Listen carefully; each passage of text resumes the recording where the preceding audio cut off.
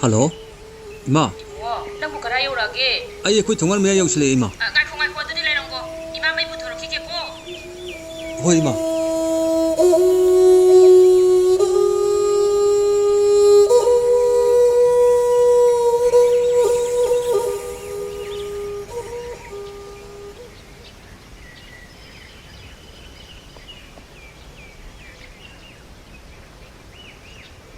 Nati, nang bu airport tagi kari da lake hai ba.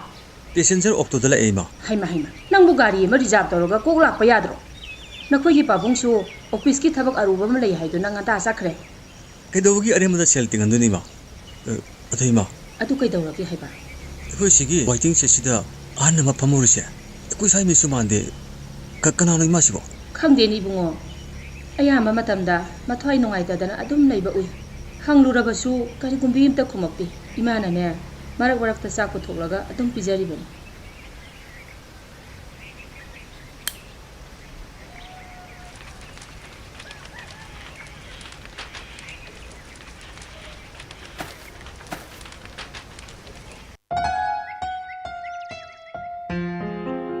오, asal, dah.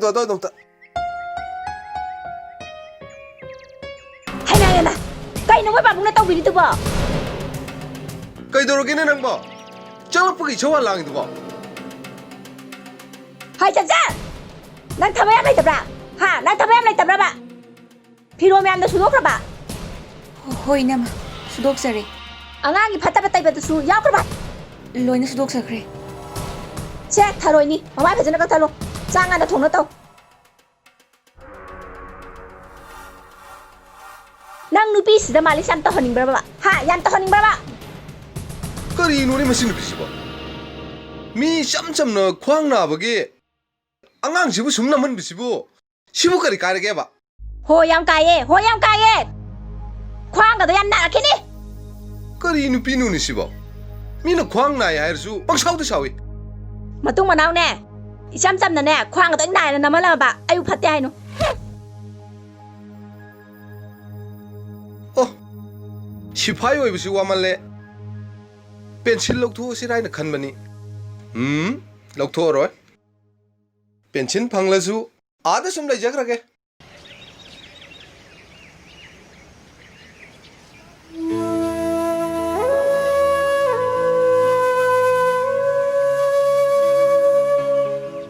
Abo.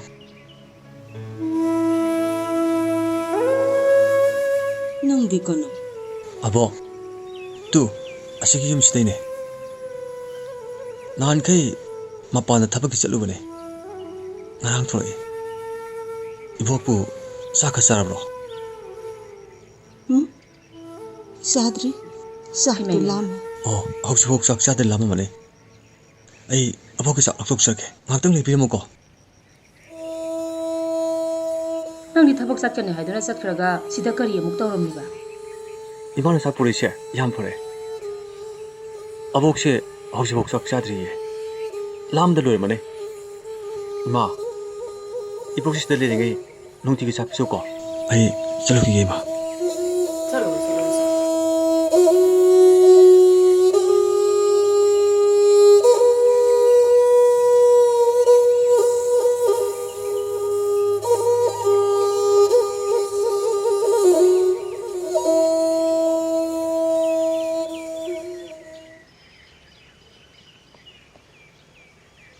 Hey, 궁합도 보락 실버.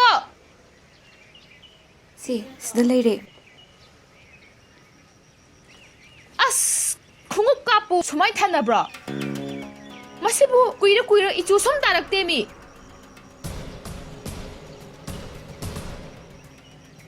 아두가네, 아이게 아모도 피 크레 하고보니 아두 수도 아무고.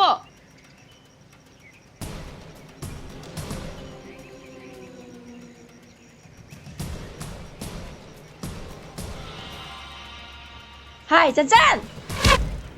Ai gi ru jana ba ising asaba lai ba? Inama, lumjarurage inama. As ngasai le ka daw lage nang ba? Chalo yam thun lumu. Hai adu ga ne, nang tamo gi phaijom do, istina an tak thu. Luhong wam chakane haram bane.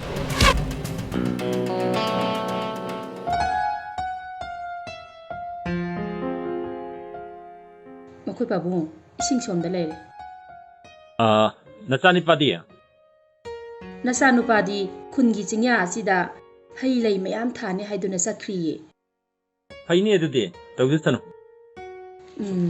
ꯃꯈꯣꯏ ꯄꯥꯕꯨꯡ ꯅꯆꯥꯅꯨꯄꯥꯔꯥ ꯃꯊꯟꯇꯅꯤ ꯁꯨꯝ ꯉꯥꯎꯆꯠꯅꯗꯅ ꯂꯩꯗꯣꯏ ꯁꯔꯨꯛꯄꯨꯗꯤ ꯑꯩꯗꯤ ꯏꯃꯧ ꯑꯃ ꯊꯤꯕꯅ ꯐꯒꯗ꯭ꯔꯥ ꯈꯜꯂꯤꯕꯣ ꯅꯪ ꯍꯥꯏꯗꯨꯁꯨ ꯈꯟꯅꯕꯗꯤ ꯌꯥꯔꯕꯅꯤ ꯑꯗꯨꯗ ꯑꯥꯗ ꯃꯥꯒꯤ ꯀꯝꯄꯅꯤꯒꯤ ꯊꯕꯛ ꯑꯃ ꯇꯧꯖꯕꯗꯨꯁꯨ ꯆꯠꯂꯣꯏꯁꯨ ꯌꯥꯗꯕꯅꯤꯅ ꯁꯤꯗ ꯊꯕꯛ ꯃꯆꯥ ꯑꯃꯈꯛꯇꯪ ꯇꯧꯖꯔꯒ ꯃꯌꯨꯝ ꯃꯀꯩ ꯄꯥꯟꯖꯔꯒꯗꯤ ꯐꯅꯤ ꯍꯥꯏꯅ ꯈꯟꯕꯅꯤꯗ ꯑꯗꯨꯕꯨꯗꯤ ꯑꯩꯈꯣꯏꯒꯤ ꯃꯤꯅꯤꯁꯇꯔꯅꯁꯨ ꯃꯥꯒ ꯆꯥꯟꯅꯕ ꯊꯕꯛ ꯑꯃ ꯀꯧꯔꯛꯂꯕꯗꯤ ꯁꯣꯏꯗ꯭ꯔꯦ ꯍꯥꯏꯅ ꯈꯜꯂꯣꯅ ꯍꯥꯏꯌꯦꯗꯥꯏꯅꯦ ꯃꯈꯣꯏ ꯄꯥꯕꯨꯡ ꯍꯣꯏ ꯑꯗꯨꯕꯨꯗꯤ ꯍꯥꯏꯕ ꯑꯗꯨ ꯑꯣꯏꯔꯗꯤ ꯃꯈꯣꯏ ꯄꯥꯕꯨꯡꯅ ꯊꯤꯕꯤꯒꯦꯔꯥ ꯑꯩꯅ ꯊꯤꯖꯧ ꯍꯥꯏꯕ꯭ꯔꯥ ꯑꯃꯗꯤ ꯁꯣꯏꯕ ꯌꯥꯗꯦꯀꯣ ꯑꯩꯗꯤ ꯉꯥꯏꯈꯣꯅꯦ ꯅꯪꯕꯨ ꯃꯥꯒꯤꯁꯨ ꯈꯪꯅ ꯆꯥꯟꯅꯕꯒ ꯂꯩꯔꯝꯃꯒꯗꯤ ꯍꯦꯔꯥ ꯑꯗꯨꯒꯤ ꯍꯥꯏꯔꯨꯔꯕꯗꯤ ꯂꯩꯁꯥꯕꯤꯗ ꯃꯃꯤꯠꯅ ꯌꯦꯡꯕꯗꯤ ꯂꯥꯏꯔꯗꯅ ꯃꯤꯆꯤꯅꯕꯨ ꯍꯟꯅ ꯌꯦꯡꯉꯨ ꯌꯥꯕ ꯍꯥꯏꯕ ꯏꯆꯥꯅꯨꯄꯥ ꯅꯠꯇꯤꯌꯦ ꯍꯥꯏꯅꯨꯗ ꯃꯃꯥ ꯅꯪꯕꯨ ꯇꯨꯃꯤꯟ ꯂꯩꯕ ꯍꯧꯗꯣꯡꯅ ꯆꯐꯨ ꯉꯝꯃꯤ ꯍꯥꯏꯕꯁꯨ ꯍꯥꯏꯅꯕ ꯂꯩꯕꯅꯤ ꯑꯗꯨꯒꯨꯝꯕ ꯏꯆꯥꯒꯗꯤ ꯅꯠꯇꯦꯗ ꯃꯈꯣꯏ ꯄꯥꯕꯨꯡ ꯍꯣꯏ ꯍꯣꯏ ꯍꯣꯏ ꯑꯩꯗꯤ ꯊꯤꯔꯨꯔꯅꯤ ꯍꯥꯏꯁꯤꯅꯤꯀꯣ ꯍꯣꯏ ꯍꯣꯏ ꯍꯣꯏ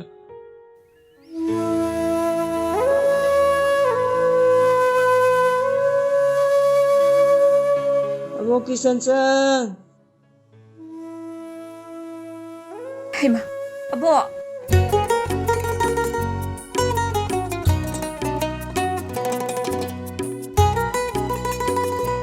ꯆꯪꯁꯤꯜꯂꯛꯑꯣ Kanagi bo? Kanagi bo no?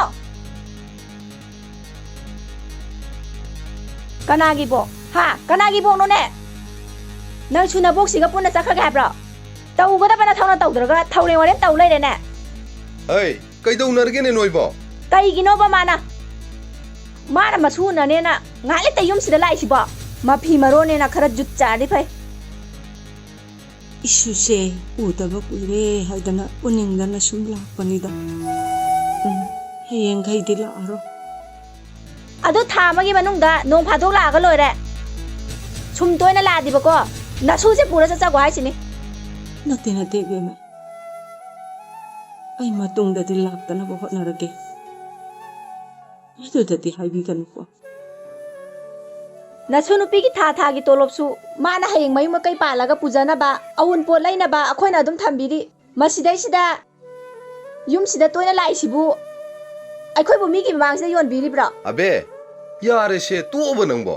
kani gi abna 이슈 누비세 루나 따위우고 마라이박 티라비 이슈세 이비에마다 시나자크라바돈 아이나 행도나보 까양구이나 행무니 Vema. Abok kisancan. Ngay na layo ko. Abo. Abok sa lukike ko. Nakukhoksik na ngay na layo ko. Sali. Abo. othok na yen ning khidre da He, kapsin na rasu. Tabak saya tahu lo. Lupa. Sangsi lo. Hoi, hoi, hoi, hoi. Hoi, lao, lao, lao, lao. Lao, imong chao, lao.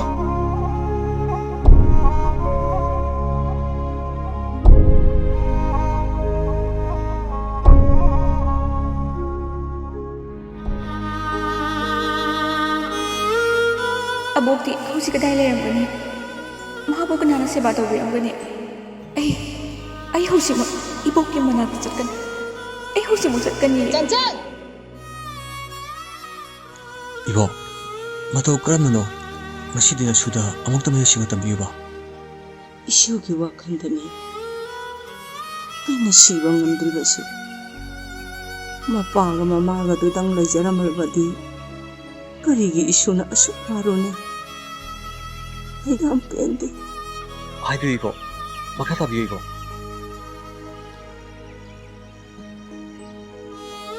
Matanda. Mapana kanna nakadana layba. Mapanda layeng daradi pabang amaroy haidana. Layjariba yung inkona si yon thuklaga. Mapanda satnanaba thorang tawa matam. Imong lupidusu satnaba yadadana. Makoy satminakiban.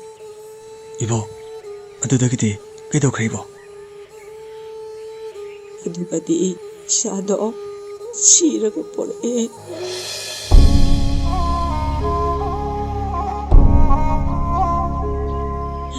ꯏꯃꯥꯒꯤ ꯆꯧꯕ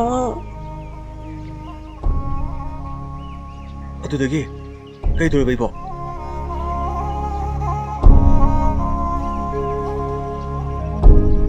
ꯑꯗꯨꯗꯒꯤꯗꯤ ꯄ꯭ꯂꯦꯟꯗ ꯍꯥꯞꯄ ꯄ꯭ꯂꯦꯟꯗ ꯑꯁꯤꯕ ꯍꯥꯞꯄ ꯁꯦꯟ ꯆꯥꯎꯏ ꯍꯥꯏꯗꯅ ꯏꯆꯥꯕꯨ ꯌꯨꯝꯗ ꯄꯣꯔꯛꯄꯒꯤ ꯁꯦꯟꯗꯨꯁꯨ ꯄꯤꯒꯗꯕꯅꯤ ꯍꯥꯏꯕꯤꯔꯦ ꯑꯗꯨ ꯄꯨꯝꯅꯃꯛ ꯑꯗꯣ ꯀꯩꯁꯨ ꯈꯪꯖꯗꯕ ꯏꯃꯧ ꯅꯨꯄꯤꯒꯤ ꯃꯀꯣꯛꯇ ꯇꯥꯈꯤ ꯄꯤꯛꯂꯤꯕ ꯃꯆꯥ ꯑꯗꯨꯕꯨ ꯑꯩꯉꯣꯟꯗ ꯁꯤꯟꯅꯔꯝꯃꯒ ꯃꯥꯁꯨ ꯑꯐꯪꯕ ꯊꯕꯛ ꯁꯨꯕ ꯆꯠꯂꯤ ꯑꯩꯗꯤ ꯂꯩꯅꯥ ꯆꯦꯟꯕꯤꯅꯤꯅ ꯃꯈꯣꯏꯒꯤ ꯃꯇꯦꯡ ꯀꯔꯤꯁꯨ ꯄꯥꯡꯕ ꯉꯝꯗꯦ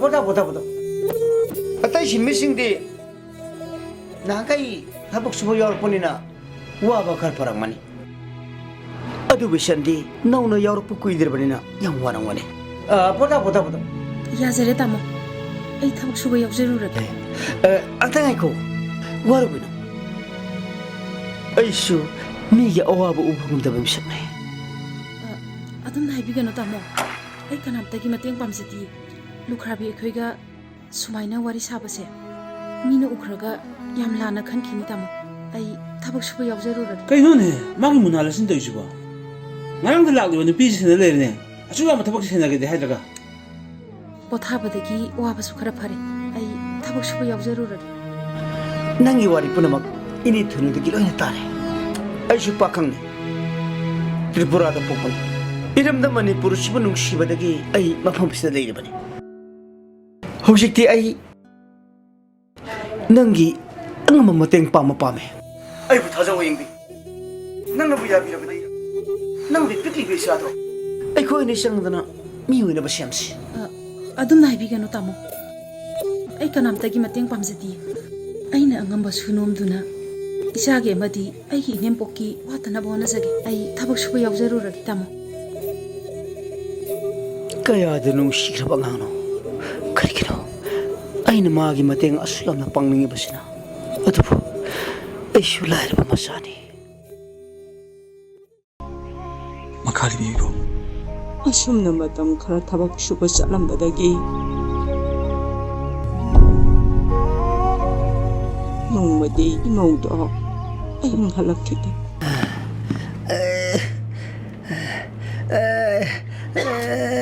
ꯏꯃꯥ ꯇꯥꯃꯣ ꯀꯩꯗꯧꯔꯦ ꯍꯛꯆꯥꯡ ꯉꯝꯕꯤꯗ꯭ꯔꯕꯣ ꯑꯍꯤꯡꯕꯤ ꯑꯩꯁꯦ ꯍꯟꯗꯛ ꯃꯔꯛꯁꯦ ꯅꯨꯡ ꯂꯩꯔꯕ ꯈꯪꯗꯦ ꯄꯨꯛꯁꯦ ꯌꯥꯝ ꯅꯥꯏ ꯑꯗꯨꯗꯤ ꯇꯥꯃꯣ ꯗꯣꯛꯇꯔ ꯑꯃ ꯇꯥꯟꯅꯕꯅ ꯐꯔꯣꯏꯗ꯭ꯔꯣ ꯀꯨꯏꯔꯛꯑꯗꯤ ꯐꯠꯇꯕ ꯑꯣꯜꯂꯛꯄꯁꯨ ꯌꯥꯏꯑꯕ ꯀꯅꯥꯅꯣ ꯈꯔ ꯀꯧꯔꯒ ꯍꯣꯁꯄꯤꯇꯥꯜ ꯆꯠꯅꯕ ꯇꯧꯁꯤꯔꯥ ꯌꯥꯝ ꯋꯥꯔꯦ ꯑꯩ ꯐꯝꯃꯒ ꯑꯝꯇꯪ ꯐꯕ ꯌꯦꯡꯒꯦ ꯑꯩꯕꯨ ꯑꯝꯇ ꯁꯧꯒꯠꯄꯤꯌꯨ ꯍꯣꯏ ꯇꯥꯃꯣ ꯍꯧꯒꯠꯁꯤꯁꯦ ꯑꯩ ꯉꯥꯛꯄꯤꯔꯛꯀꯦ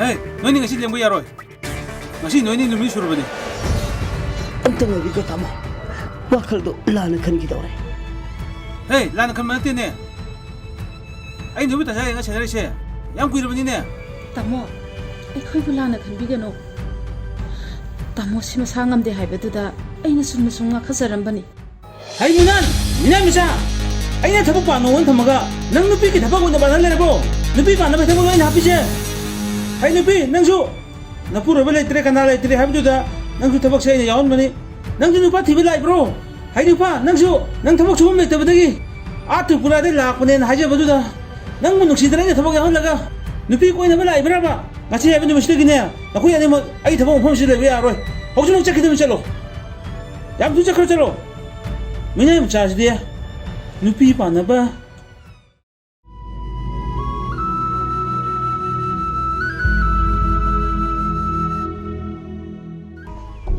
ꯀꯩꯗꯧꯔꯕꯅꯣ ꯈꯟꯗꯅ ꯑꯍꯤꯡꯒꯗꯣ ꯇꯨꯝꯕ ꯌꯥꯈꯤꯗꯦ ꯑꯗꯨꯒꯗꯤ ꯂꯩꯀꯥꯏ ꯃꯌꯥꯝꯅ ꯅꯃꯧ ꯅꯨꯄꯤꯗꯣ ꯆꯤꯡꯌꯥꯗ ꯇꯥꯗꯨꯅ ꯂꯩꯍꯧꯔꯦ ꯍꯥꯏꯕꯗꯒꯤ ꯑꯩꯁꯨ ꯋꯥꯈꯜ ꯑꯗꯨꯝ ꯃꯥꯡꯈ꯭ꯔꯦ 이보,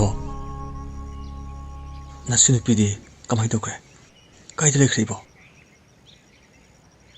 이수 누피도수 마폭 티나 뽀락바나 마폭 탄나 삐져봐 ngamdabadagi 미기 마땡 빵나바 미기 앙앙 롱나바 미기 달레트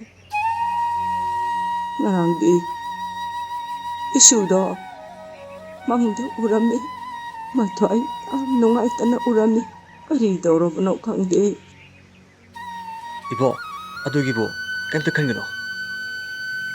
나수나 마기 문학대 소이다 드린 거네. asala 까이기는 이보. aina lakbada moina isuda tina saibi aisan ingde 아두기디 깜짝 큰거네 이보. 나수나 소이다 운한 거네. 하이비 이보. 마법 우직 까이들 이보게. haige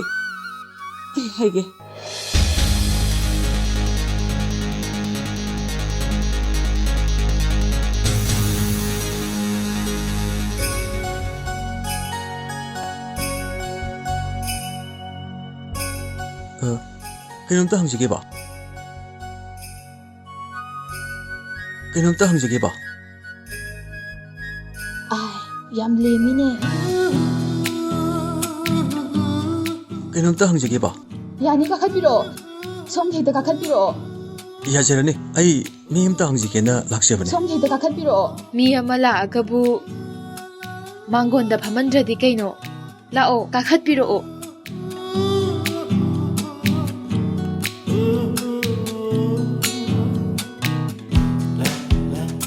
ꯇꯥꯃꯣ ꯀꯥꯈꯠꯄꯤꯔꯛꯑꯣ ꯁꯤꯗ ꯑꯦ ꯌꯥꯔꯅꯤ ꯌꯥꯔꯅꯤ ꯇꯥꯃꯣ ꯍꯦꯛꯇ ꯀꯥꯈꯠꯄꯤꯔꯛꯑꯣ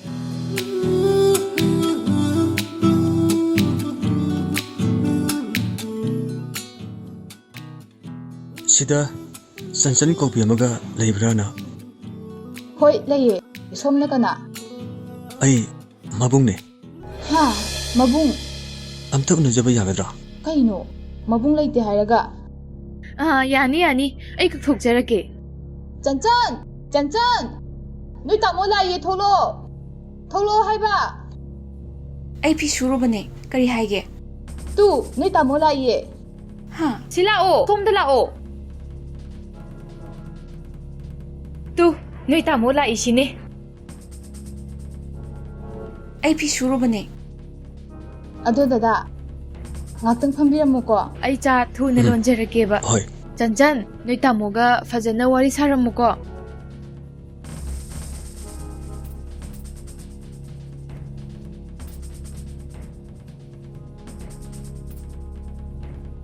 난 짠짠. ꯍꯣꯏ ꯃꯥꯅꯦ ꯇꯥꯃꯣꯅ ꯀꯅꯥ 아이 낭이 공굴리륵 뻔해. 나봉검나 칼로. ꯍꯥꯏꯁꯤꯕꯨ ꯀꯩ ꯃꯇꯥꯡꯒꯤ ꯑꯣꯏꯔꯕꯅꯣ 아이는 마빨람드기 할락보다 낭기 보복도 아이쿠이 동안기 와이딩 셋들 레라메. ꯑꯩꯒꯤ ꯕꯣꯕꯣꯛꯄꯣ 갑가노. 아이기 밍 토이버 까웨. 이복도 낭부 우닝마나 랑뚝 나오에. 시다 자체 하고수 야돼. 아이부 다져. 낭 이복기 문학다 암탄 살았지. ꯇꯥꯃꯣ ꯑꯩꯕꯨ ꯀꯔꯤ ꯈꯨꯝꯗꯣꯏꯅꯣ 증나그노. 낭 부어목 소든 들을게. 모이 무기 미드수 아이 하람게. ꯗꯗꯥ ꯆꯥ ꯊꯦꯡꯛꯁ. ꯑꯩꯒꯤꯗꯃꯛ ꯌꯥꯝ ꯋꯥꯅ ꯂꯣꯟꯕꯤꯔꯦ. ꯋꯥꯗꯦꯗ ꯄꯨꯟꯁꯤꯒꯤ ꯑꯍꯥꯟꯕꯅꯤ ꯍꯥ. ꯍꯥꯎꯔꯝꯒꯗ꯭ꯔꯕꯨ ꯈꯪꯗꯦ 어. ꯌꯥꯝ ꯍꯥꯎꯋꯦ. ꯑꯁ ꯌꯥꯝ ꯍꯔꯥꯎꯋꯦ ꯑꯗꯣ ꯑꯁꯨꯛ ꯀꯨꯏꯕꯁꯦ ꯆꯟꯆꯟꯅꯗꯤ ꯃꯥꯒꯤꯗꯃꯛꯇ ꯀꯅꯥꯝꯇ ꯂꯩꯇ꯭ꯔꯦ ꯍꯥꯏ ꯃꯥꯒꯤ ꯃꯕꯣꯛꯇ ꯅꯠꯇꯅ ꯑꯗꯨꯒ ꯍꯧꯖꯤꯛꯅ ꯁꯨꯃꯥꯏ ꯇꯧꯕꯅꯤ. ꯑꯩꯁꯦ ꯃꯇꯝ ꯈꯔ ꯃꯥꯡꯂꯨꯔꯦ. ꯍꯥ ꯑꯗꯨꯗ ꯃꯥꯅ ꯁꯥꯎꯗꯅ ꯍꯥꯏꯔꯤ ꯑꯣꯏꯔꯅꯤ. ꯍꯥꯏꯁꯤꯕꯨ ꯀꯩꯒꯤ ꯃꯥꯡꯉꯨꯏꯅꯣ ꯋꯥꯔꯤꯁꯤ ꯌꯥꯝ ꯁꯥꯡꯉꯦ. ꯅꯣꯡꯃ ꯑꯩ ꯐꯖꯅ ꯂꯤꯖꯔꯒꯦ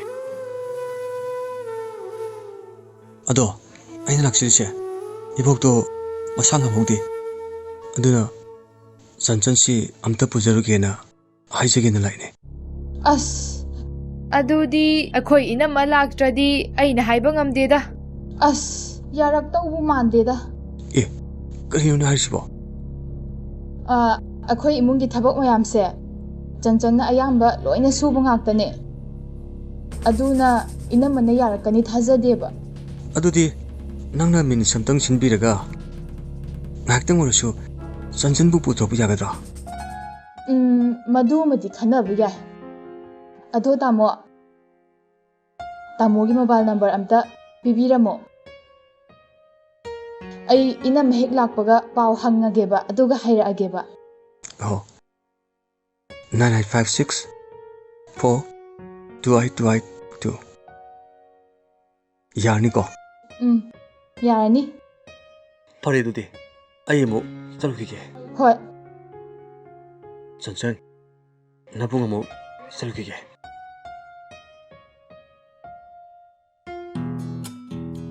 ꯆꯟꯆꯟ ꯅꯣꯏ ꯇꯥꯃꯣꯁꯤꯗꯤ ꯌꯥꯏꯍꯦ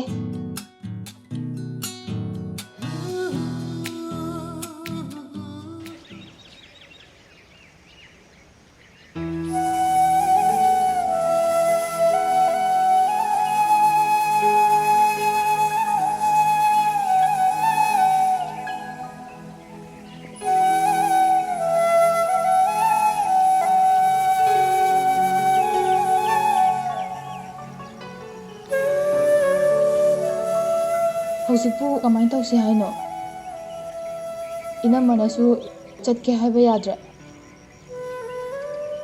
ꯑꯩꯈꯣꯏꯕꯨ ꯅꯣꯏ ꯇꯥꯃꯣꯗ ꯀꯃꯥꯏꯅ ꯄꯥꯎ ꯄꯤꯁꯤ ꯍꯥꯏꯅꯣꯕ ꯄꯤꯈ꯭ꯔꯣ ꯂꯥꯛꯂꯔꯣꯏ ꯍꯥꯏꯈ꯭ꯔꯣ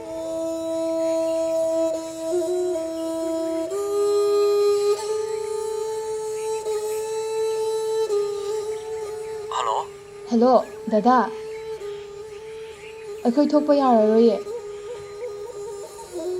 ꯏꯅꯝꯃꯅ ꯆꯠꯄ ꯌꯥꯔꯔꯣই ꯍꯥꯏꯌꯦ ꯀꯃꯥꯏꯅ ꯇꯧꯁꯤꯒꯦ ꯗꯗꯥ ꯐꯔꯦ ꯑꯗꯨꯗꯤ ꯑꯩ ꯍꯧꯖꯤꯛ ꯂꯥꯛꯀꯅꯤ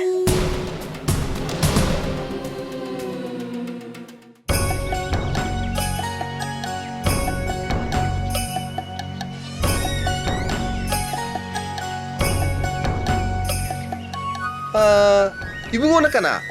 ꯑꯩ ꯆꯟꯆꯟꯒꯤ ꯃꯄꯨꯅꯦ 이복도 마사 양감들 레호리 야르거디 전천체 아무도 보여주게 다모 이붕어 모두 와로비그로 다모 아예 목소리나 튼절게 호이 이붕어 아두 까리기 호이너 아씨 부기비아라 이때마 이복도 마사 양감들 레호리 아예 목 튼절게 때마 야로이네 붕어 까나노 까이노수 강다바 나온다 앙앙치다 신나봐 야브라 야로 이붕어 한김나 파니 이때마 아이고 아비게 이때마 야르거디 전천체 아무도 보여주게 야로이네 붕어 까리기노 낭나 안나마 ಚಾವ್ 깔리시바 이까이바가 시부 마지에까 강드라바바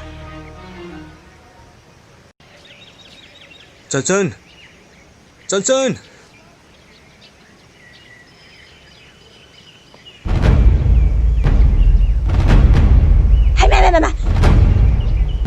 하이마 떠오르시오네 까리네 붕어 낭 따이두바 미제 떠우시다바 이모니네 해누빠 나 짤러시 깔러 너희 까나모타나 아이고는 아예 뺏기게로 아이 마법 목틀 까네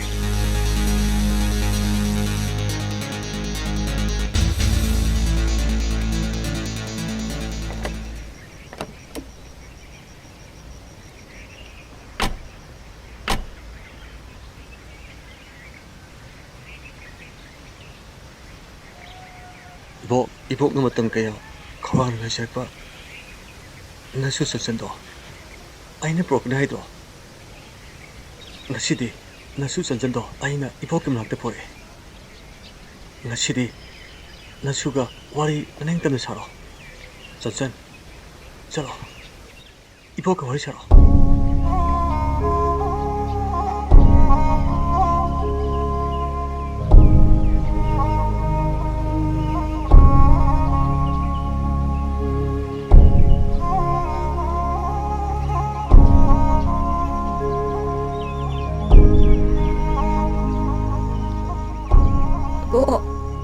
Nasubu warurabro.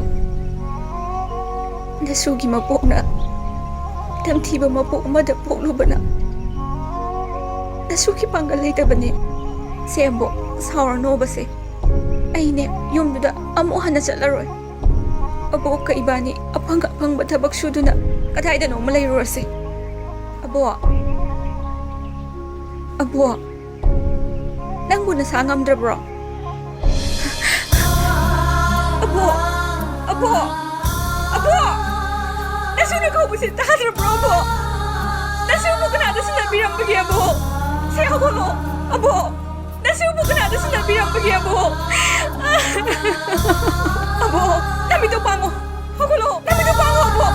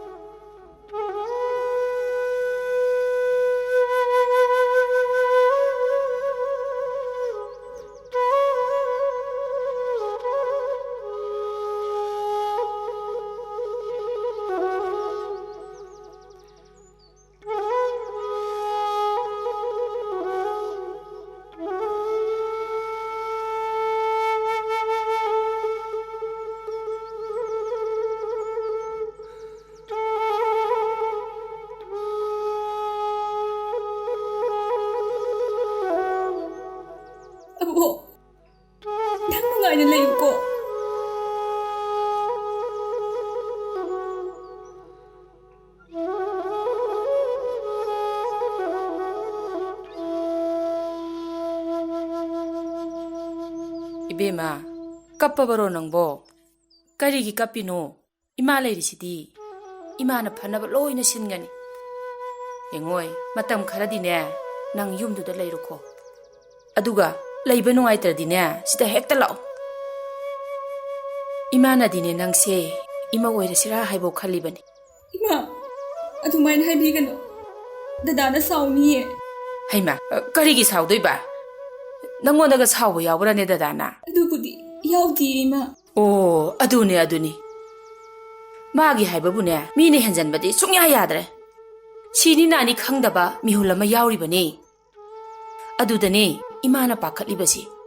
Lao, salasi lao bema. Hey, tari bro. Nasani pa hoi lai khoramba chakani du chakra bro. Hoi moi pabung. Chakhiba kuidriye. Kari haige haino. Man tawrisi kaino ba? Ha? Mana tawrisi karino ba? Ha? Karino ne? Wadi haidana pangchawra sawirisibo. Nupi masadugi mamangda ai haibadi nungaitena haidabani. Nahangai khangna lakpani. Natte. Migi masa nupi dubo yumsida kayam kuina thamgige hairino ba? Adugi oire. Makhoi pabungna saudokta sawiribasidi. O nasa nupado mapa laudana ne minung siam chawi. Matam kharadi sira sum lejakijanu kaidawi haige. Adu yaroine mama nangbo. Mina chibon ngangna dise. Ai mi mamangdane ikai ko. Is ngange ge ngangna jasanuda. Mawa ambok lobidi. Yaradi aidi imogdo moithoke khallibani. Maramna maram moiba haibana marona ma illiba. As onthokna nungsijakre aidi. Kayadano yengune. Hey, nang wakhan tawko. Khul lekai gi ahansingda aina haijabadagi masak masaju khangdabi ahal lamabu khulsigi poloi phamda poloi kharedana adu hojikti mabuki mathau mangam suloi khrabanina kadaidano maki hanagi leifamdudara thinbibana phattabara haiba as yare si makoi babu adugibu adug yamna henjana khanba haunadi tho ba mai laksani. Hey, wafamse lain logunu. Hayeng ne mimang phambadane akhoi khaktani chokodabisi. ꯑꯣ ꯑꯗꯣ ꯐꯔꯦ ꯍꯥꯏꯕ ꯅꯆꯥꯅꯨꯄꯥ ꯍꯣꯏꯁꯨ ꯍꯜꯂꯛꯑꯅꯤ ꯑꯗꯨꯒ ꯏꯪꯅ ꯋꯥꯔꯤꯗꯣ ꯉꯥꯡꯅꯔꯁꯤ ꯀꯩꯗꯧꯔꯒꯦꯗꯣ ꯐꯩ ꯐꯩ ꯅꯪꯅ ꯊꯣꯛꯄ ꯐꯅꯕ ꯁꯤꯜꯂꯨꯀꯣ ꯑꯩ ꯌꯥꯎꯔꯣꯏ ꯍꯥꯏꯔꯤꯁꯤꯅꯤ ꯍꯩꯃ ꯍꯩꯃ ꯀꯔꯤ ꯅꯨꯄꯥꯅꯣꯅꯦ ꯁꯤꯕꯣ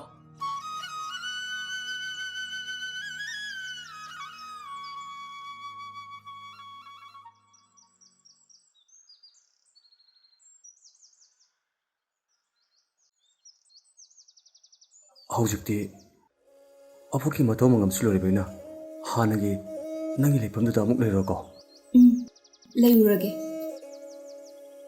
ꯅꯪꯕꯨ ꯑꯩꯈꯣꯏ ꯌꯨꯝꯗ ꯂꯩꯅꯤꯡꯗꯕꯗꯤ ꯅꯠꯇꯦ ꯃꯌꯥꯝꯒꯤ ꯃꯤꯋꯥ ꯃꯤꯅꯣꯛ ꯍꯥꯏꯕꯁꯨ ꯂꯩꯕꯅꯤꯅ ꯃꯇꯝ ꯈꯔ ꯂꯩꯔꯒ ꯈꯟꯅꯔꯁꯤꯀꯣ ꯈꯪꯗꯦꯗ ꯋꯥꯈꯜꯁꯦ ꯃꯑꯣꯟ ꯑꯃꯨꯛ ꯈꯜꯂꯛꯑꯦ ꯀꯅꯥ ꯂꯩꯖꯗ꯭ꯔꯕꯁꯤꯡꯒꯤ ꯃꯐꯝꯁꯤꯡꯗ ꯑꯃꯨꯛ ꯂꯩꯔꯨꯔꯁꯤꯔꯥꯅ ꯈꯜꯂꯛꯑꯦ ꯍꯥꯏ ꯑꯗꯨ ꯌꯥꯗꯦ ꯑꯩ ꯂꯩꯔꯤꯉꯩꯗ ꯀꯔꯤꯒꯤ ꯅꯪꯅ ꯑꯗꯨꯝꯅ ꯂꯩꯗꯣꯏꯅꯣ ꯅꯪꯅ ꯃꯐꯝꯗꯨꯗ ꯂꯩꯅꯤꯡꯗ꯭ꯔꯁꯨ ꯑꯩꯈꯣই ꯌꯨꯝꯗ ꯆꯪꯅ ꯑꯗꯨꯃꯛ ꯂꯩꯌꯣ ꯗꯗꯥꯅ ꯑꯩꯒꯤꯗꯃꯛ ꯈꯟꯕꯤꯕꯁꯦ ꯃꯄꯣꯛꯁꯤꯃꯒꯤ ꯗꯗꯥꯒꯤ ꯂꯃꯟꯗꯤ ꯅꯆꯜꯅ ꯁꯤꯡꯕ ꯉꯝꯃꯔꯣꯏꯀꯣ ꯍꯥꯏ ꯀꯔꯤꯒꯤ ꯑꯗꯨꯝꯅ ꯈꯜꯂꯤꯅꯣ ꯀꯞꯀꯅꯣ ꯄꯨꯝꯅꯃꯛ ꯃꯥꯌꯣꯛꯅꯕ ꯇꯥꯕꯅꯦ ꯄꯨꯟꯁꯤ ꯍꯥꯏꯕꯁꯤꯗꯤ ꯇꯥꯏꯕꯪ ꯂꯤꯂꯥꯅꯦ ꯃꯁꯤꯗ ꯅꯪ ꯑꯩꯅ ꯀꯩꯗꯧꯕ ꯉꯝꯕꯅꯦ ꯄꯦꯟꯊꯣꯛꯅ ꯍꯤꯡꯕ ꯇꯥꯕꯅꯦ ꯍꯣꯏ ꯗꯗꯥ ꯑꯩꯁꯨ ꯄꯦꯟꯊꯣꯛꯅ ꯍꯤꯡꯂꯒꯦ ꯈꯜꯂꯦ ꯑꯗꯨꯕꯨ ꯀꯩꯒꯤꯅꯣ ꯈꯪꯗꯦ ꯑꯩꯒꯤ ꯄꯤꯁꯦ ꯍꯦꯛꯇ ꯇꯥꯔꯛꯑꯦ ꯅꯪꯒꯤ ꯇꯥꯔꯛꯂꯤꯕ ꯄꯤꯁꯦ ꯑꯩꯅ ꯄꯨꯟꯁꯤ ꯆꯨꯞꯄ ꯇꯦꯡꯊꯣꯛꯀꯅꯤ ꯆꯠꯁꯤꯂꯣ 누빠 남부 락트리보 라오미 남부 시다 ꯂꯥꯛꯑꯦ ꯀꯩꯗꯧꯔꯦ 시지 암다 탕고 할바 ꯊꯥꯡꯒꯦ ꯇꯥꯃꯣ 이태마 ꯑꯩꯈꯣꯏ ꯍꯧꯖꯤꯛꯇꯤ 까리 하가담 내붕아 ꯑꯩ ꯆꯟꯆꯟꯕꯨ ꯊꯤꯟꯕ ꯂꯥꯛꯆꯕꯅꯦ 야래 붕어 아코이 하우직티네 윰시다 미 탐바이 마타우 따드레 까다이 들어 까나 들어 항으로 살로 하다 와로비군이 이태마 이복도 레기다바기 마토망감 방톡불 로이버가네 아이는 전전부 마팜시다 텐저글리세 노마 파워 하이버 락셔라메 그나함따 레람다바다기 다도이 탱가다나 망원다 파워 땀저런바네 ꯍꯣꯏ ꯏꯕꯨꯡꯉꯣ ꯑꯩꯈꯣꯏꯁꯨ ꯊꯥꯗꯣꯏꯅ ꯇꯝꯕꯗꯒꯤ ꯄꯥꯎꯗꯨ ꯇꯥꯖꯔꯦ ꯑꯗꯣ ꯅꯣꯡꯃꯇꯪ ꯍꯪꯕ ꯂꯥꯛꯀꯦꯅ ꯈꯟꯖꯕꯅꯦ ꯑꯗꯨꯗ 헤 누빠 나야 짜닝브라 하 나야 짜닝브라바 ꯑꯗꯨ ꯋꯥ ꯅꯠꯇꯦꯃꯦ ꯑꯕꯦ ꯅꯪꯕꯣ ꯃꯥꯅ ꯍꯥꯏꯔꯤꯁꯤꯁꯨ ꯑꯆꯨꯝꯕ ꯈꯔ ꯌꯥꯎꯔꯤꯌꯦꯃꯦ 야다 당게 tumil아요 ꯑꯁ ꯍꯣꯏ 와세 마카얀 따로지 기당 하바다네 강나지 짠짠 쌀시라 dada inamana saubagi ngahak ngangjarini ngahak layraga phakinida ai leheurage ꯌꯦꯡꯅꯤꯡꯒꯤꯗ꯭ꯔꯦꯗ ꯇꯧꯔꯤꯁꯦ ꯇꯥꯃꯣ ꯏꯇꯩꯃ ꯃꯇꯝ ꯈꯔꯗꯪꯗꯤ ꯏꯆꯟꯁꯦ ꯌꯨꯝꯁꯤꯗ ꯊꯝꯕꯤꯈꯣꯕ ꯃꯇꯝ ꯈꯤꯇꯪ ꯂꯩꯔꯒ ꯃꯥꯕꯨ ꯂꯧꯕ ꯁꯣꯏꯗꯅ ꯂꯥꯛꯆꯒꯦ ꯍꯣꯏ ꯃꯗꯨ ꯌꯥꯔꯣꯏꯅꯦ ꯏꯕꯨꯡꯉꯣ ꯅꯇꯩꯃꯅ ꯍꯥꯏꯔꯤꯁꯦ ꯑꯆꯨꯝꯕꯅꯤꯅꯦ ꯌꯥꯝ ꯊꯨꯅ ꯄꯨꯔ ꯆꯠꯈ꯭ꯔꯣ ꯑꯩꯕꯨꯗꯤ ꯆꯠꯂꯅꯤ ꯑꯗꯨꯕꯨ ꯆꯟꯆꯟꯗꯤ ꯃꯐꯝꯁꯤꯗ ꯊꯅꯝꯒꯅꯤ ꯅꯣꯏꯅ ꯉꯁꯤ ꯐꯥꯎꯕꯗ ꯆꯟꯆꯟꯕꯨ ꯌꯨꯝꯁꯤꯗ ꯃꯤꯅꯥꯏꯒꯨꯝ ꯊꯝꯕꯒꯤ ꯁꯦꯟ ꯄꯤꯈꯤꯕ ꯂꯩꯕ꯭ꯔꯥ ꯃꯗꯨꯒꯤ ꯃꯃꯜ ꯂꯧꯕ ꯂꯥꯛꯄꯁꯨ ꯅꯠꯇꯦ ꯀꯔꯤꯒꯤꯅꯣ ꯅꯊꯃꯣꯏ ꯑꯗꯨꯛ ꯌꯥꯝ ꯄꯤꯛꯏꯗꯦ ꯑꯩ ꯌꯥꯝ ꯊꯨꯅ ꯃꯥꯕꯨ ꯂꯧꯕ ꯂꯥꯛꯀꯅꯤ ꯃꯥꯕꯨ ꯊꯤꯅ ꯇꯧꯕꯁꯨ ꯌꯥꯔꯣꯏ ꯀꯔꯤꯒꯨꯝꯕ ꯊꯤꯅ ꯍꯦꯛ ꯇꯧꯔꯝꯂꯕ ꯅꯈꯣꯏ ꯑꯃꯠꯇ ꯍꯤꯡꯗꯦ ꯀꯧꯋꯣ ꯆꯟꯆꯟ ꯆꯪꯉꯣ 이봉 썰기고 저거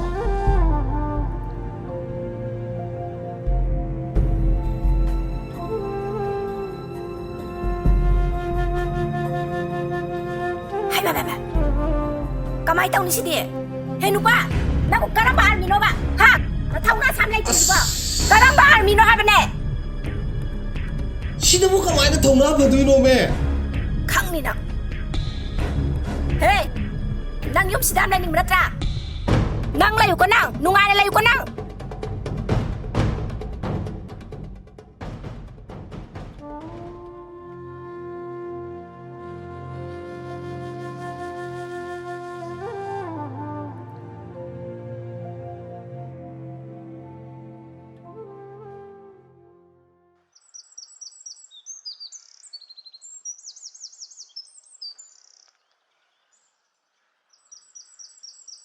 이마기 이베마 짠짠 ꯑꯌꯤꯡꯕꯤ 이사부 그다이다 레게 ꯑꯌꯤꯡꯕꯤ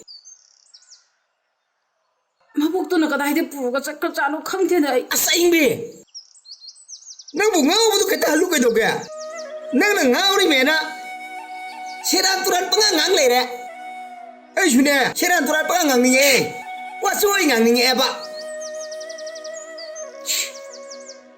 랑가노 angakdumi ꯑꯣ ꯀꯔꯤꯅꯣ ꯑꯩ ꯄꯨꯟꯁꯤꯗ ꯊꯦꯡꯅꯔꯤ ꯃꯌꯥꯝꯁꯤꯕꯣ ꯃꯥꯅ ꯉꯥꯎꯔꯤꯁꯤ ꯈꯔ ꯐꯔꯛꯀꯗ꯭ꯔꯥ ꯍꯥꯏꯅ ꯇꯧꯔꯒ ꯉꯥꯎꯕ ꯁꯨꯝ ꯍꯦꯟꯒꯠꯂꯛꯑꯦ ꯃꯤ ꯅꯪꯅ ꯉꯥꯎꯕꯗꯨ ꯐꯔꯗꯤꯅꯦ ꯅꯪꯒꯤ ꯅꯥꯀꯩ ꯑꯃ ꯁꯦꯡꯅ ꯄꯣꯐꯝ ꯆꯥꯍꯜꯂꯝꯃꯒ ꯑꯩꯁꯦ ꯅꯨꯄꯤ ꯊꯤꯒꯦ ꯈꯟꯕꯅꯦꯕ ꯍꯧꯖꯤꯛꯇꯤ ꯁꯛꯁꯦ ꯁꯨꯝ ꯊꯤꯖꯜꯂꯛ ꯀꯅꯥꯏ ꯅꯨꯄꯤꯅ ꯌꯥꯕꯤꯗꯣꯏꯅꯣ ꯄꯨꯟꯁꯤꯁꯦ ꯀꯣꯜꯍꯤꯡ ꯆꯥꯗꯅ ꯃꯥꯡꯈꯤꯕ ꯇꯥꯔ ꯃꯥꯜꯂꯦ 망어이 아이기 이자 짠짠도 수망해 망어이 거 이자 제 모습 봐주더라 망어이 거 ꯑꯌꯤꯡꯕꯤ ꯑꯩ ꯅꯪ ꯁꯦꯟꯅꯕ ꯑꯣꯟꯊꯣꯛꯅ ꯋꯥꯔꯦ ꯑꯩ ꯊꯕꯛ ꯁꯨꯐꯝ ꯅꯣꯝꯐꯝ ꯑꯃꯠꯇ ꯈꯪꯗ꯭ꯔꯕꯅꯤ ꯂꯥꯛꯑꯣ ꯌꯨꯝ ꯆꯪꯁꯤ ꯂꯥꯛꯑꯣ ꯃꯅꯣꯛꯄꯅꯤ ꯂꯥꯛꯑꯣ 바라카노 뭐 타면서 왕따 하이나 ꯀꯔꯤ ꯋꯥꯅꯣ 짠짠채 ꯁꯦꯟ ꯄꯥꯏꯕ ꯅꯨꯄꯥ ꯑꯃ ꯂꯩꯔꯦꯕ ꯊꯥꯖꯈ꯭ꯔꯁꯤꯔꯥ ꯍꯣꯏ ꯑꯗꯨꯗꯤ ꯑꯩ ꯈꯪꯗꯦꯀꯣ ꯅꯪꯅ ꯁꯨꯝ ꯐꯅꯕꯁꯤꯂꯣ ꯀꯔꯤ ꯅꯨꯄꯥꯅꯣꯅꯦ ꯁꯤꯕꯣ ꯅꯨꯄꯥꯅꯦꯅ ꯋꯥ ꯑꯝꯇ ꯇꯥꯟꯅꯕ ꯌꯥꯗ꯭ꯔꯤꯁꯤꯕꯣ ꯀꯩꯗꯧꯕꯩ ꯇꯥꯟꯅꯗꯣꯏꯅꯣ ꯉꯁꯤ ꯐꯥꯎꯕꯁꯤꯗ ꯅꯪꯅ ꯂꯦꯞꯂꯛꯄ ꯋꯥꯔꯦꯞ ꯉꯥꯛꯇ ꯅꯠꯇ꯭ꯔꯣ 이몽시도 짠나두는 라이제. 호 아두고 해봐. 아이네 юм시 굽나 반베 너트로. юм macha ama saba ngami sibo. Adu nang na phana dum chilo haiba. Ai ya hol no haiba. Ai di shuti ju kuira roi chalani. Ho phare se. Aina phana bane adum silage ba. Nupa ne na sumtana bibe wani. Ho phu jai dana tan thok tok ju ne. Mabung ne na ne makok chak pa do la kadra na ju khalli do. Oh, nang na du khalli do phai. Ado nupa du bu lay rabra ba. Adu budi aphabam lay re da. Haina tana ba su ya do ba. As sien pai khaba nupa ni da. As pam bu pamui da. Ho koi tha doi do pi na bane ne silu bane. Moi haujikan gi ne thekoi na koi habra kai no. Adu ma le na ne ma na ya dri ba. Nang di nupa du kamai khang na ru ba. Facebook te khang na bani da. Masak ma to go sa phajara san. Facebook te khang na ni ne. Sung khang na ba du bu kai thau rage. Hona buk chen do pichhala ka nui bunga. Kuire na ai di pukchen jaw ba. Ai nu pukchen film la bu. Nang yum si da lai bi ai ge dro. Henupa adu ba de hajala ka nu ko. Aina saw da na ne thoi chen thokra di ne. Nang kapcha hok jani. As ya re kai doro ge nang bo. Ai na phagi to ne me. Nang na shauban ba si ma.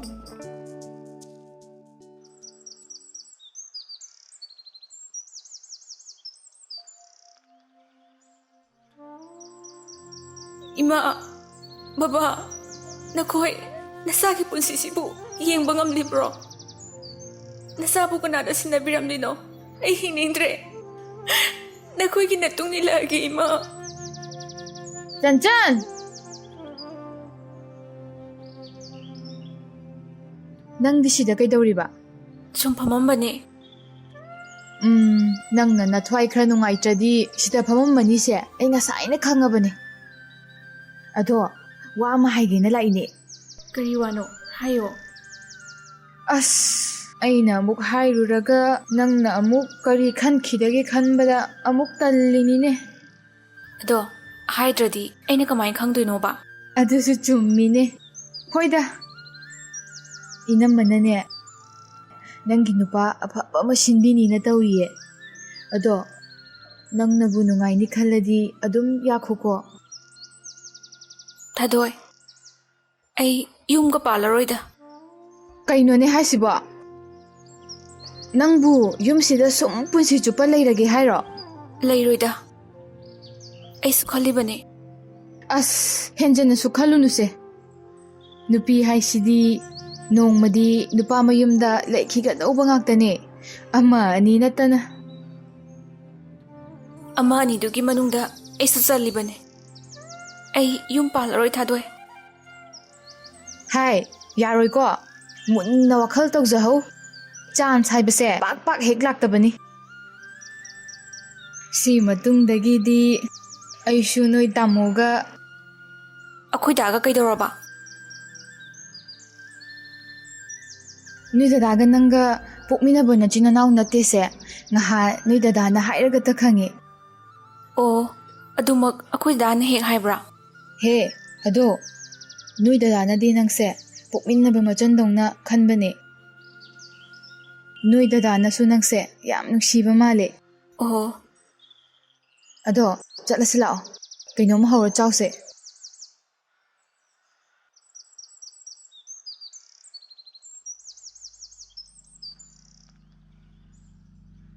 ꯍꯩꯃꯥ ꯂꯩ ꯁꯥꯠꯂꯦ ꯆꯤꯡꯗ ꯁꯥꯠꯄꯤ ꯏꯉꯦꯟ ꯂꯩ ꯁꯤꯅꯗꯅ ꯀꯦꯟꯈꯤꯕ ꯀꯂꯛꯏꯗ ꯑꯌꯤꯡꯕꯤ ꯃꯁꯤꯗ ꯃꯅꯤꯄꯨꯔꯗ ꯊꯤꯜꯂꯨꯒꯦꯕꯨ ꯒꯥꯔꯤ ꯑꯃꯠꯇꯅ ꯃꯥꯁꯦ ꯍꯥꯞꯄꯤꯌꯨ ꯌꯥꯗꯕ ꯑꯣ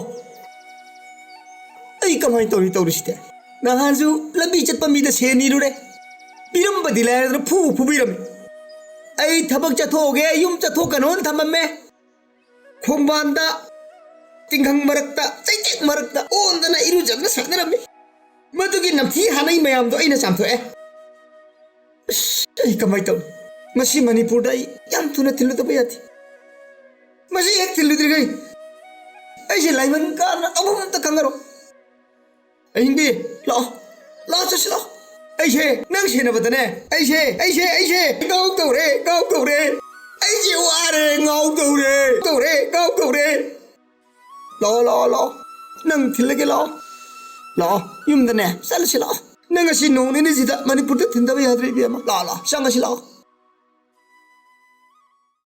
ꯏꯕꯦꯝꯃ ꯆꯟꯆꯟ ꯑꯩꯈꯣꯏꯅ ꯍꯥꯏꯁꯦ ꯅꯪꯒꯤ ꯌꯥꯏꯐꯅꯕꯅꯦꯕ ꯅꯪꯁꯨ ꯋꯥꯕ ꯌꯥꯕ ꯋꯥꯖꯔꯛꯂꯦꯗꯅ ꯑꯗꯣ ꯅꯪꯕꯨ ꯀꯔꯤ ꯈꯜꯂꯤꯒꯦꯕ ꯏꯅꯝꯃ ꯑꯩ ꯌꯨꯝ ꯄꯥꯜꯂꯔꯣꯏꯒꯦꯗ ꯑꯁ ꯑꯗꯨ ꯌꯥꯔꯣꯏꯅꯦ ꯆꯟꯆꯟ ꯅꯪꯕꯨ ꯌꯨꯝꯁꯤꯗ ꯀꯌꯥꯝ ꯀꯨꯏꯅ ꯂꯩꯔꯤꯒꯦ ꯍꯥꯏꯅꯣꯕ ꯍꯥꯏ ꯅꯪꯕꯨ ꯅꯨꯡꯁꯤꯗꯕꯒꯤ ꯅꯠꯇꯦꯕ ꯑꯩꯅ ꯍꯥꯏꯁꯦ ꯅꯨꯄꯥꯗꯨꯁꯨꯅꯦ ꯐꯈ꯭ꯔꯕ ꯃꯕꯨꯡ ꯃꯄꯥꯎꯒꯅꯦ ꯇꯞꯆꯈ꯭ꯔꯕ ꯑꯗꯣ ꯑꯩꯈꯣꯏꯅ ꯁꯤꯜꯂꯤꯁꯦ ꯅꯪ ꯌꯥꯔꯣꯀꯣ ꯋꯥꯔꯧꯕꯤꯒꯅꯨ ꯏꯅꯝꯃ ꯅꯨꯃꯤꯠ ꯈꯔꯅꯤꯗꯪꯗꯤ ꯑꯩ ꯌꯨꯝꯁꯤꯗ ꯂꯩꯖꯈꯤꯒꯦ ꯗꯗꯥꯅꯁꯨ ꯑꯩꯕꯨ ꯂꯧꯕ ꯂꯥꯛꯀꯅꯤ ꯍꯥꯏꯔꯝꯃꯦ ꯍꯥꯏ ꯅꯪꯒꯤ ꯅꯕꯨꯡ ꯁꯥꯕꯩ ꯋꯥꯗꯣ ꯁꯤꯗ ꯄꯨꯁꯜꯂꯛꯀꯅꯨ ꯃꯁꯛꯇꯣ ꯌꯥꯝ ꯌꯦꯡꯅꯤꯡꯗꯦ ꯅꯠꯇꯦ ꯅꯪꯒꯤ ꯑꯋꯣꯡ ꯑꯋꯣꯟ ꯀꯩꯝꯇ ꯇꯝꯃꯔꯣꯏꯅ ꯈꯜꯂꯤꯔꯕ ꯅꯪ ꯌꯥꯅꯤꯡꯗ꯭ꯔꯤꯁꯦ ꯑꯄꯥꯝꯕꯗ ꯅꯥꯀꯨꯠ ꯊꯤꯜꯂꯨ ꯑꯩꯅ ꯂꯣꯏ ꯂꯩꯒꯅꯤ ꯑꯗꯨꯒꯤ ꯅꯠꯇꯦ ꯏꯅꯝꯃ ꯑꯩ ꯌꯨꯝ ꯄꯥꯟꯖꯔꯔꯣꯏ ꯍꯥꯏꯕꯅꯦ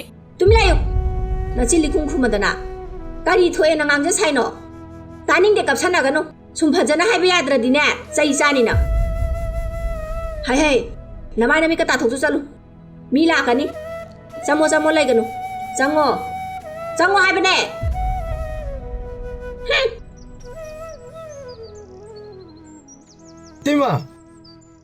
ꯇꯤꯃꯧ ꯀꯦꯕ ꯆꯪꯉꯣ ꯂꯥꯛꯑꯣ ꯍꯣꯏ ꯇꯦꯝꯃ ꯁꯣꯝꯗ ꯂꯥꯛꯑꯣ ꯁꯤꯗ ꯐꯝꯁꯤ ꯂꯥꯛꯑꯣꯕ ꯁꯤꯗ ꯐꯝꯃꯣ ꯂꯥꯛꯑꯣꯕ 이붕어 라카니는네 마사이는네 짜가 더랑 떡 로이라버니 이비마 짠짠 이붕어 깨바 라이예 짜가도 뿌투로 오는거 이붕어 깨바 짠짠차 양방자버네바 ꯑꯗꯨꯕꯨ ꯊꯕꯛꯇꯤꯅꯦ ꯍꯥꯏꯔꯤꯒꯩ ꯌꯥꯕꯅꯦ ꯅꯪꯅ ꯍꯌꯦꯡ ꯐꯖꯅ ꯂꯣꯏꯅꯕꯗꯅꯦ ꯏꯃꯨꯡꯒꯤ ꯃꯥꯏꯁꯨꯅꯦ ꯀꯩꯁꯨ ꯆꯣꯞꯄꯣꯏ ꯃꯁꯛꯁꯨ ꯑꯗꯨꯝ ꯌꯥꯕꯅꯦ ꯍꯥꯏ ꯀꯩꯗꯧꯔꯒꯦꯅꯦ ꯅꯪꯕꯣ ꯌꯥꯅꯤ ꯗꯩꯇꯩꯃ ꯇꯞꯅ ꯁꯨꯝ ꯍꯣꯠꯅꯖꯁꯅꯨ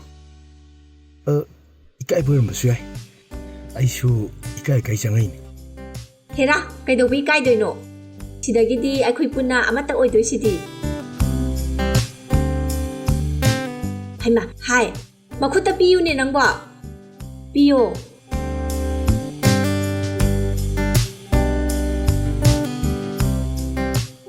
ꯍꯩꯃꯥ ꯉꯥꯏꯈꯣꯅꯦ ꯅꯪꯕꯣ ꯕꯕꯥ ꯆꯠꯀꯦ ꯇꯩꯗꯣ ꯀꯩꯒꯤꯅꯣ 이붕어 라이시 우드러 라오 라오 시다 파모 라오 라오 라오 하이바 밤새 붕어 나바니 가당 워리 사나라무고 아이네 이뭉기 타바 인강 카를로 샬루게바 카라 장잘루네 낭바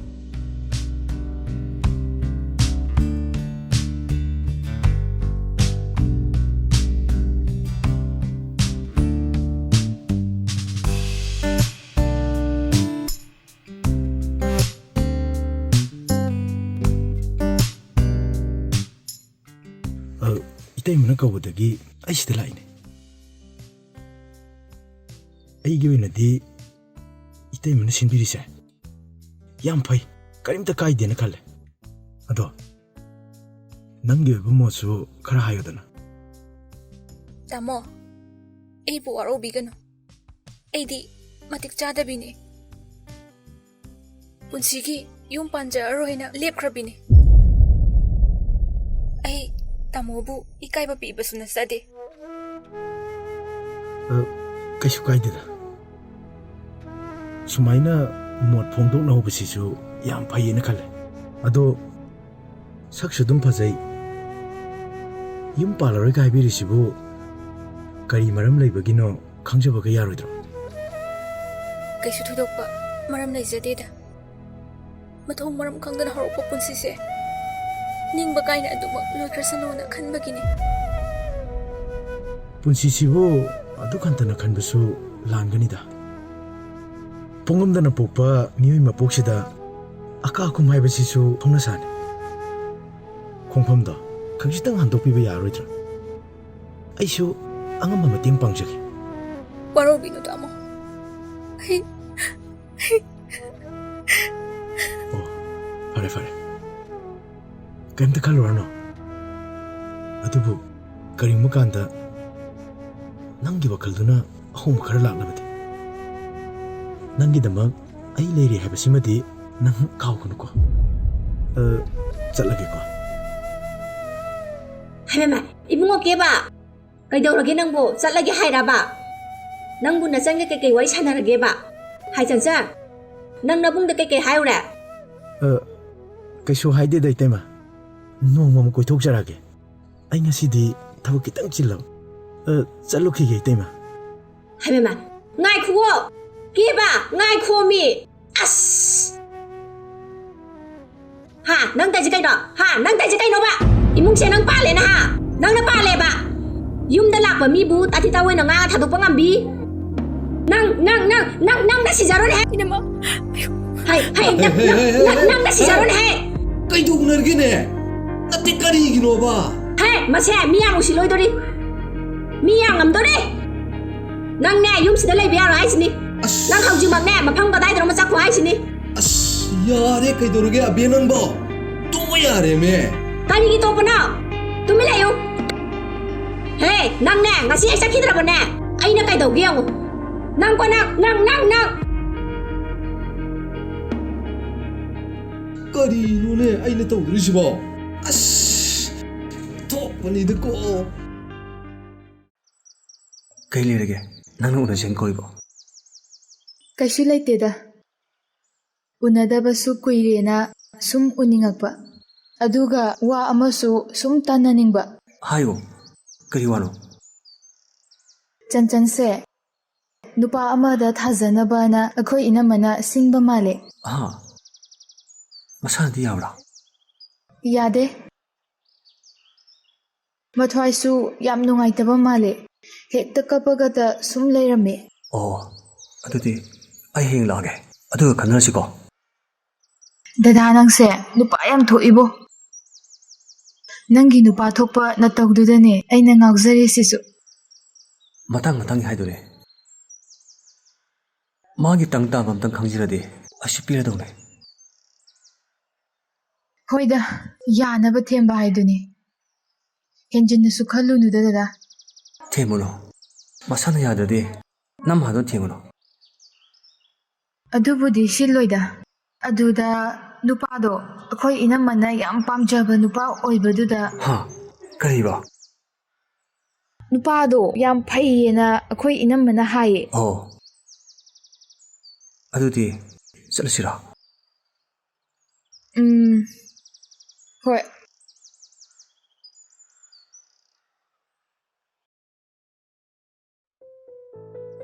ꯍꯩꯃꯥ ꯑꯁ ꯑꯩꯗꯤ ꯀꯥꯎꯔꯦꯗꯅ ꯉꯔꯥꯡ ꯁꯨꯒꯦꯅ ꯊꯅꯝꯕꯅꯤ ꯑꯁ ꯊꯥꯎ ꯍꯦꯟꯖꯅ ꯆꯥꯁꯜꯂꯨꯕꯒꯤ ꯄꯨꯛꯁꯤꯅ ꯃꯔꯣꯝ ꯅꯨꯡꯉꯥꯏꯇꯕꯅꯦ ꯑꯁ ꯍꯣ ꯇꯥꯃꯣ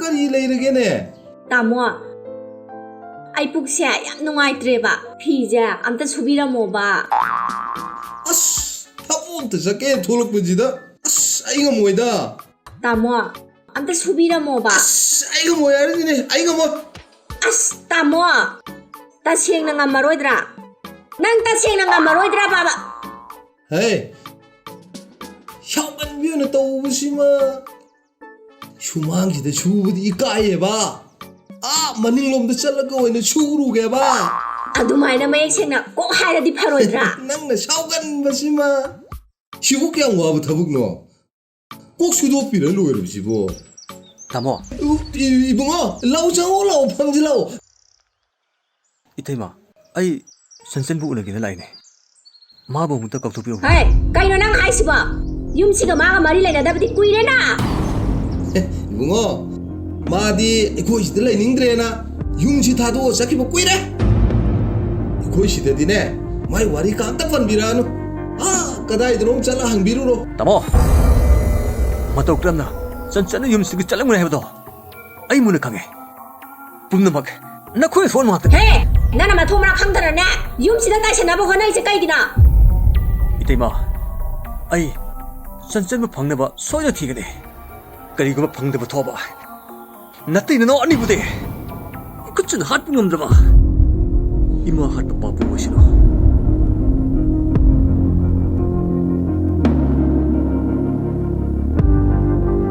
ꯀꯔꯤ ꯅꯨꯄꯥꯅꯣꯅꯦ ꯁꯤꯕꯣ ꯃꯤꯅ ꯑꯩꯕꯨ ꯅꯃꯥꯡꯃꯛꯇꯗ ꯍꯥꯠꯅꯦ ꯍꯥꯏꯁꯤ ꯅꯪꯅ ꯌꯦꯡꯉ ꯂꯩꯗꯣ ꯀꯩꯒꯤꯅꯣꯕ 헤이 미나 쪼개암 샤오링가시도 콧물어디 토에 타질로 아이나로이드로 야래 피지 좀 줄여줘 오 쇼다 수제로라게 시동 쇼 꾸이스럽지뭐